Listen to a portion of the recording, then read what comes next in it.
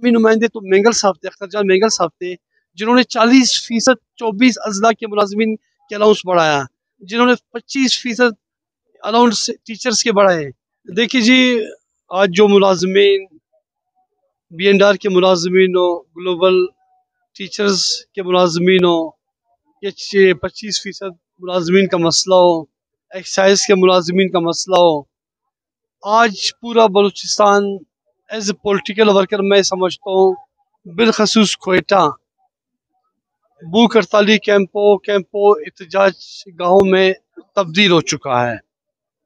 आज का नहीं बल्कि 2.5-3 सालों से मौजूदा हुकूमत के दौर से अब तक आप देखें कि हमारी स्टूडेंट्स, मिसिंग पर्सनस, मुलाजमीन, किसान, ज़मींदारान सब सरापा एहतजाज है।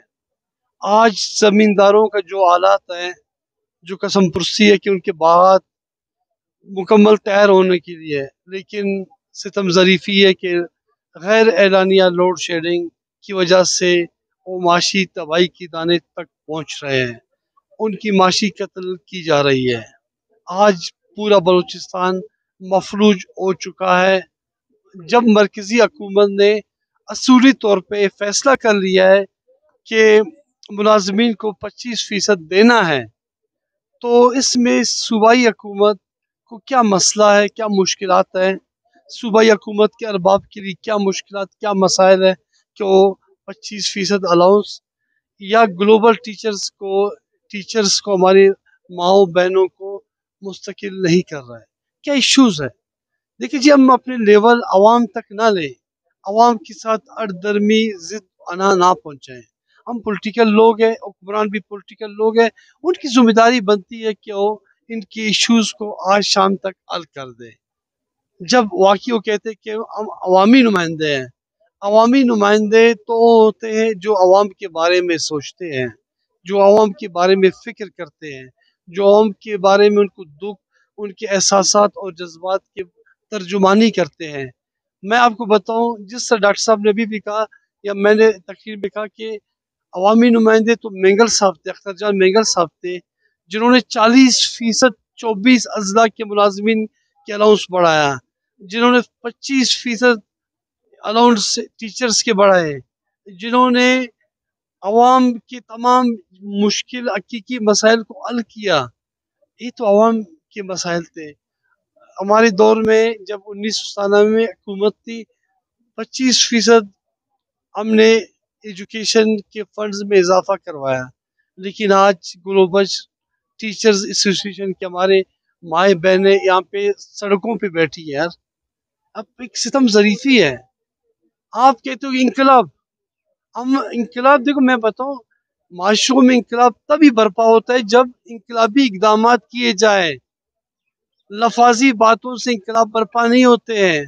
अगर वाकई कोई एजुकेशन में इनकलाब लाना चाहता है तो इन्हें मुस्तकिल करके इन्हें बेच दिया जाए ताकि लोग जाके ड्यूटियाँ करें, स्कूल खुले हैं। लेकिन आज टीचर्स भी सरापा एहतजाज है, मुलाजमीन भी सरापा एहतजाज है, लोग भी सरापा एहतजाज है, और हुक्मरान टस से मस नहीं हो रहे हैं, जो एक सितम ज़रीफ़ी है। बलूचिस्तान नेशनल पार्टी, चाहे बलूचिस्तान के मुलाजमीन के खिलाफ साजिश हो, बलूचिस्तान के ज़मींदारों के खिलाफ साजिश हो, बलूचिस्तान नेशनल पार्टी अपने कायद अख्तर जान मेंगल्स की ज़ेर क़यादत जद्दोजहद करती रहेगी, चाहे बलूचिस्तान के सूबों के लिए सूबे के खिलाफ साजिश हो। अभी आप अंदाज़ा लगाएं, आईनी तौर पे सूबों को तकसीम या जो जोग्राफी तौर पे उसमें तब्दीली तभी मुमकिन होती है जब आइन में 2/3 अक्सरियत से पार्लियामेंट उसमें तब्दीलियाँ नहीं लाए।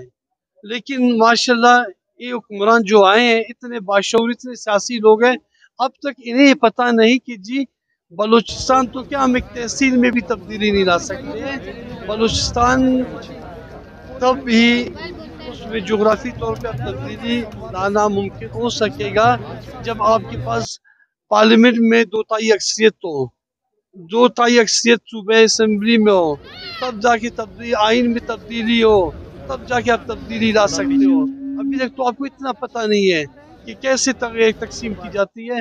ہم تمام سازشوں کے خلاف بلوچستان نیشنل پارٹی ایک جمہوری پارٹی ہے، سیاسی پارٹی ہے، پرامن پارٹی ہے. عوام کو، ملازمین کو، لوگوں کو درس دیتے کہ پرامن طریقے سے اپنی جدوجہد کو آگے بڑھائے. جدوجہد آگے بڑھے گی تو یقیناً ایک دن مجبور ہو جائیں گے. آپ کے حقوق آپ کو دیں گے.